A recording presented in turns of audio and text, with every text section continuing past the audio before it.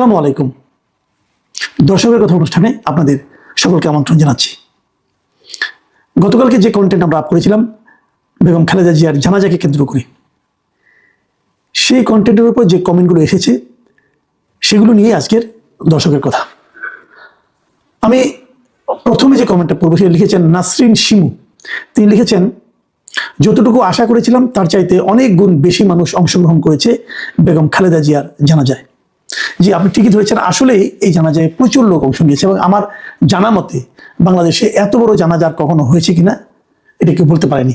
আমাকে অনেকের সঙ্গে আলাপ করেছি, বয়স্ক লোকের সঙ্গে আলাপ করেছি, আমি নিজেও অনেক বড় বড় জানাজা দেখেছি, কিন্তু এত বড় জানাজা এত লোক, এটা আসলেই একটা বিরল দৃশ্য আমাদের জন্য।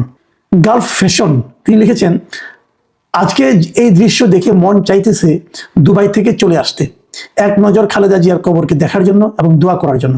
আমি বিএনপি এবং তারেক রহমানের কাছে অনুরোধ করি, আগামীতে সুযোগ পেলে দেশকে গঠন করতে হবে হিংসা বিদ্বেষ ভুলে। বাংলাদেশে যে আগামী নির্বাচনে বিএনপির মনোনীত 300 জন প্রার্থী সবাইকে খালেদা জিয়ার যে সম্মান দেখানো হয়েছে, ওরা বাংলাদেশের মানুষ, ওই সম্মানটাকে কাজে লাগাতে হবে এবং আওয়ামী লীগের নিরীহ যে নেতাকর্মীর বিরুদ্ধে যে মিথ্যা মামলাগুলো দেওয়া হয়েছে তা উঠিয়ে নিলে সবচেয়ে ভালো হবে।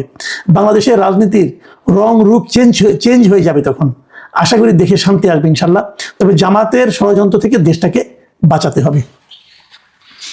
এই গালফ ফ্যাশন যদি ওনার নিজের নামে লেখেননি, কিন্তু এই ওনার মতামতটাকে আমি আশা করি আমি যে বিএনপি কিংবা অন্য কোনো রাজনৈতিক দল গুরুত্ব দিতে পারেন, কারণ তিনি তার কিছু কিছু কথা হয়তো অনেকের পছন্দ হবে না, কিন্তু সব মিলিয়ে তিনি যে জাতীয় ঐক্যের কথা বলেছেন আমার ধারণা সেটাকে গুরুত্ব দেওয়া উচিত। এই মতামতটা লিখেছেন মোহাম্মদ আনিসুল হক। তিনি লিখেছেন, কর্মদোষে কেউ হয় ধিকৃত, কর্মগুণে কেউ হয় গৌরবান্বিত, তবে বেগম খালেদা জিয়াকে যেন আবার অতি পূজনীয় মহামানব করে তোলা না হয়, কেননা অতি বাড়াবাড়ি কোনো কিছুরই ঠিক নয়। দেখুন আনিসুল হক সাহেব, আপনার মতামতের সঙ্গে আমি সম্পূর্ণ একমত, কারণ মানুষ তো, মানুষের কিন্তু দোষ ত্রুটি ভুল ভ্রান্তি থাকবেই, সেগুলো নিয়েই একজন মানুষ। কাজে এটাকে অতি বাড়াবাড়ি করার সুযোগ আমি মনে করি নেই এবং উচিত হবে না। অতি বাড়াবাড়ি করলে আবার অনেকে এটা নিয়ে আবার ভুল বুঝতে পারেন। কাজে আপনার এই মতামতটা আমার খুব পছন্দ হয়েছে। মোহাম্মদ সুমন আহমেদ লিখেছেন, খালেদা জিয়া অনেক ভালো ছিল, এটা বাস্তব, কিন্তু তার শাসন আমল ভালো ছিল না। 91 থেকে 96 কি কোর্স আপনারা জানেন, 2001 সাল থেকে 2006 সাল পর্যন্ত কি করছে আপনারা জানেন। সুমন আহমেদ সাহেব, এটাও ঠিক আছে, আপনি বক্তব্য শুনে কিন্তু আমি একমত, কিন্তু একটা বিষয় কি জানেন, আমি বলি, উনি তো ওনার সব, একটা মানুষকে সব ভালো এটা বলা যায় না, তিনি তো ফেরেশতা তো না, মানুষটা কখনো ফেরেশতা হয় না, ফেরেশতা নয় কোনো ভুল থাকে না, মানুষের ভুল থাকবে। কিন্তু ব্যাপারটা হলো কি, ওনার যেদিন দাফন হলো অথবা উনি যেদিন মারা গেলেন সেদিনই কি আমরা ওনার ভুল ভ্রান্তি অথবা ওনার সীমাবদ্ধতা তার ঝাঁপি খুলে বসবো? এটাও তো আবার হয় না, তাই না? এখন উনি একটা বড় মাপের মানুষ ছিলেন, আমরা ওনার ভালো দিকগুলি এখন আলোচনা করবো। কাজে এটা নিয়ে আমার মনে হয় যে সবকিছুই সবসময় বলা যায় না, পরিবেশেরও একটা ব্যাপার আছে, সময়েরও একটা ব্যাপার আছে। এস তাহের তিনি লিখেছেন, আজ হাসিনা মারা গেলে কি এমন জানাজা বাংলাদেশে হতে দেওয়া হবে? তাও তো দেওয়া হবে না, সেটাও বলতে পারতেন। হাসিনা ওনাকে কয়েক বছর জেলে দিয়েছিলেন, যা ছিল কার্যত হাউস অ্যারেস্ট। নিজের বাড়িতে থাকার সকল সুযোগ সুবিধা খালেদা জিয়া পেয়েছিলেন, কেবল রাজনীতি করতে পারেননি এবং বিদেশে যেতে পারেননি। কিন্তু ওনার উপর কিন্তু গ্রেনেড ফেলা হয়নি। 15 আগস্টের কালো রাত এবং 21শে আগস্টের গ্রেনেড হামলা আমাদের রাজনৈতিক সংস্কৃতিকে ধ্বংস করে দিয়েছে।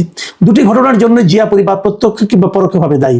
আপনি শেখ হাসিনার এতিমের টাকা মেরে খাবার কথাটা তুলে আনলেন, কিন্তু খালেদা জিয়া যে বলেছিলেন শেখ হাসিনা নাকি নিজের উপর নিজে গ্রেনেড মেরেছে, সেটার কথা তো কিছু বললেন না। ইচ্ছাকৃতভাবে বঙ্গবন্ধুর স্মৃতিকে ছোট করার উদ্দেশ্যে 15 আগস্ট যে ওনার ভুয়া জন্মদিন পালন করা নিয়ে তো কিছু বললেন না, তাহলে বক্তব্য একতরফা হয়ে গেল না? মিস্টার তাহের সাহেব, আমি আপনাকে একটা কথা বলি, দেখুন আমি কিন্তু আসলে তুলনা করতে বসিনি এবং আপনাকে সময়টাকে মাথায় রাখতে হবে। এই সময়টা হলো, আমি এমন দিন এই আলোচনাটা করছিলাম যেদিন খালেদা জিয়ার দাফন হলো।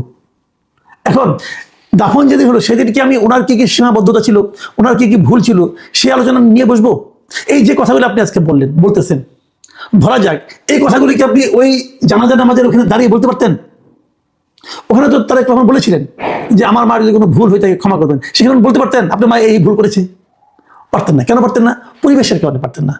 মানুষের পরিবেশের একটা ব্যাপার আছে, কিছু কিছু ভুল যেখানে নাই তা না। আপনি যে প্রথম যে কথাটা বলেছেন, এখন শেখ হাসিনা মারা গেলে কি জানাজা বাংলাদেশ হতে দেওয়া হবে? আমি জানি না কি হবে, কিন্তু এখন যে বাস্তবতা না হতে দেওয়ারই কথা। কারণটা কি? কারণ শেখ হাসিনার অপশাসনের দগদগে ঘা এখনো মানুষের মনে আছে, কিন্তু আজকে থেকে 5 বছর 10 বছর পরে এই দগদগে ঘাটা কিন্তু এই পর্যায়ে থাকবে না। তখন হয়তো আরো কোনো অপশাসন আসবে, হয়তো আসবে, যদি আসে তখন কিন্তু আগেরটা ঢাকা পড়ে যাবে। ভাই দুনিয়ার নিয়মটাই এরকম। কাজে আর যে কথা বলেন খালেদা জিয়া নিজের বাড়িতে ছিলেন, সব সুযোগ সুবিধা পেয়েছেন, ভাই বিষয়টা তা না। তার আগে নিজের বাড়িতে ঢোকার আগে ওনাকে 2 বছর জেলখানা থাকতে হয়েছিল। এটা আপনি ভুলে গেলে তবে চলবে না। এবং জেলখানা থাকার সময় যে কারণে তাকে থাকতে হয়েছিল সেই কারণগুলিকে আপনার কাছে গ্রহণযোগ্য মনে হয়? হ্যাঁ, 21 আগস্ট গ্রেনেড হামলা নিয়ে আমিও সমালোচনা করেছি। 21 আগস্ট গ্রেনেড হামলা কে করেছিল সেটা ইম্পর্টেন্ট না, সেটা অবশ্যই ইম্পর্টেন্ট, তার বিচার তো হবেই। কিন্তু আমি অন্য কথা বলছি, ওই সময় বিএনপি সরকার ক্ষমতা ছিল, তারা এই গ্রেনেড হামলাটাকে একদম নিরপেক্ষ দৃষ্টিতে বিচার করেনি, এটা আমিও বলি। কাজে ওইটা বললে এটা বলতে হবে, বিষয়টা এরকম না। বিষয়টা এরকম না, সব কথা একদিন বলা যাবে না। যে প্রসঙ্গ যেদিন আসবে সেদিন সেই প্রসঙ্গে কথা বলবো, আবার যখন আরেকদিন আসবে তখন আরেকদিন কথা বলবো। কারণ শীতকালে ওয়াজ যদি আমি গরমকালে শুরু করে দেই তাহলে ভাই হবে না। যখন আমার ওই প্রসঙ্গটা আসে, যখন আপনি আমি 21 আগস্টের সময় আমি যে কন্টেন্টগুলো করেছি ওটা দেখেন, ওখানে কি আছে, ওই সময় আমি সমালোচনা করেছি। এখন তখন যদি আপনি বলেন যে তাহলে এটা আপনি বললেন, তাহলে খালেদা জিয়াকে যে অ্যারেস্ট করলো ওটা বললেন না কেন? তো এইভাবে হয় না, একসঙ্গে সব কথা বলা যায় না। তবু আপনি একটা বড় মন্তব্য করেছেন, আপনাকে অনেক ধন্যবাদ। পারভেজ আক্তার লিখেছেন, মাসুদ ভাই একদিন এটাও আলাপ করিয়েন, বাংলাদেশের একমাত্র আওয়ামী লীগ বাংলাদেশের ইতিহাসে শান্তিপূর্ণভাবে ক্ষমতা হস্তান্তর করেছিলেন 2001 সালে, আর বিচারপতির বয়স বাড়িয়ে এই তত্ত্বাবধায়ক সরকারকে বিতর্কিত করেছিল বিএনপি। আবার 96 সালে একদলীয় নির্বাচনও করেছিল বিএনপি। ভাই আপনি যে কথাগুলি বললেন প্রত্যেকটা কথা ঠিক, কিন্তু এরপর আরো ঘটনা ঘটেছে। 2009 নির্বাচনের পর 2014 নির্বাচনের আগেই এই তত্ত্বাবধায়ক সরকার বাতিল করে দিয়েছিল আওয়ামী লীগ। 2014 সালে একা একা নির্বাচন করেছিল আওয়ামী লীগ, অর্ধেকেরও বেশি আসলে কোনো ভোটই দেয়নি আওয়ামী লীগ। 2024 সালে আমি আর দামি নির্বাচন করেছি আওয়ামী লীগ, আছে না? আছে। আপনি কেবল আওয়ামী লীগের যেগুলো পক্ষে যায় সেগুলি বললেন। ভাই ভালো মন্দ মিলেই সব দল, তাই না? কাজে এখন খালেদা জিয়ার দাফনের দিন যে কথাগুলো আমি বলি তখন এগুলো টেনে আনলে না ঝগড়াটা বাড়ে। কিন্তু আমরা যে ঐক্যবদ্ধ একটা জাতি চাই সেটা কিন্তু আর পাই না।